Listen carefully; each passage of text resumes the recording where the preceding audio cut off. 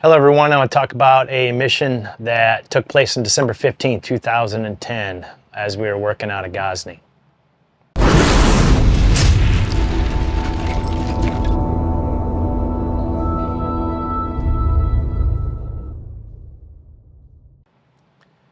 December 15th, 2010, we got a mission for an urgent medevac for a gunshot wound to the head.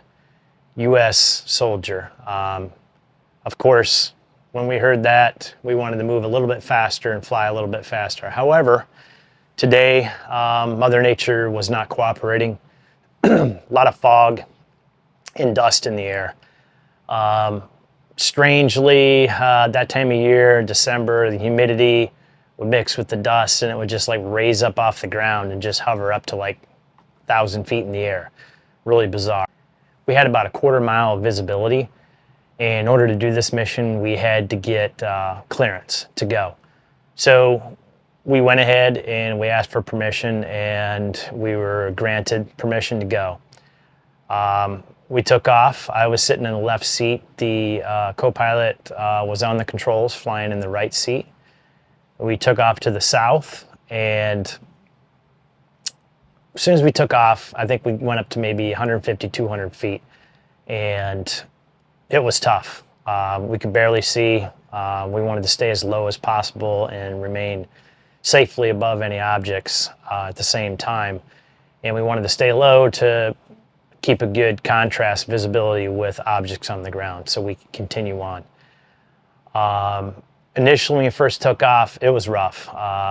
Really hard to see, and we were second guessing our decision. Almost turned back, but then it started to clear up just a little bit. And as we went further south, it cleared up more and more.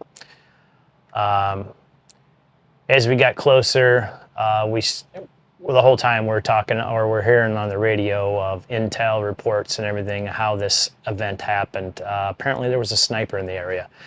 So this was a little frightening. You know, now we're going to be in a dusty, cloudy environment, landing in the middle of nowhere, and we can't see what the hell's going on. But luckily on this day, we happened to have one of our Polish Special Forces medics on board. So we finally got to the site. We went in, we landed. Of course, it was in a very dusty, sandy place, and it was hard to see then on top of everything else. We went ahead, made the landing. Like I said, I was in the left seat. The Special Forces medic jumped out the left side and kind of scanned around, and at one point dropped to a knee and was looking through his optics around the area to verify that the area was clear. And not to mention the ground troops were also providing security. Luckily, went off without a hitch. We picked up the wounded soldier and took back off and flew to the north to go back to Ghazni. Unfortunately, and I say unfortunately, the soldier was still alive. Received a gunshot wound to the, I believe, the right side of the head, pretty much in the temple, directly through the Kevlar helmet. He was alive, but that was about it. He had brain function, his heart was still going, but wasn't much happening, and you were almost hoping that, unfortunately, you didn't want it to, but that he would pass away. So once we landed, we dropped him off, and not too long after they got him in the hospital, they called it, and he passed away, unfortunately. And so we went, and like we did most missions, we cleaned up the aircraft, and we had to do a post-flight. So his Kevlar helmet was still in our aircraft. We found that, kind of rolled away inside the aircraft, and picked it up, and I looked at it, unfortunately, and you can see the hole through the Kevlar. Pretty small entry hole and pretty large exit hole on the inside the helmet. Probably at relatively close range, obviously with a precision rifle. And the helmet was also full of other stuff that I care not to mention. But anyway, in the event that any of anytime we lost somebody, they would have what's called the hero ceremony. And this usually was coordinated after the event, sometimes, depending on the type of day, later that night or first thing in the morning.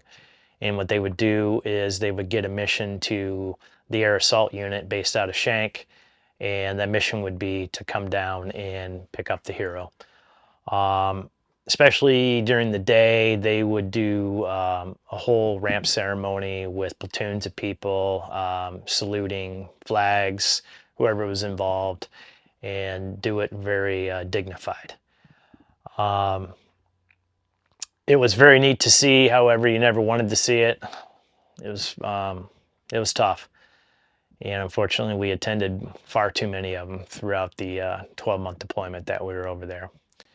We found out after the fact that the soldier, the hero on board, was Specialist Sean Russell Cutsforth. He was 22 years old, from Manassas, Virginia. Il Valhalla, brother.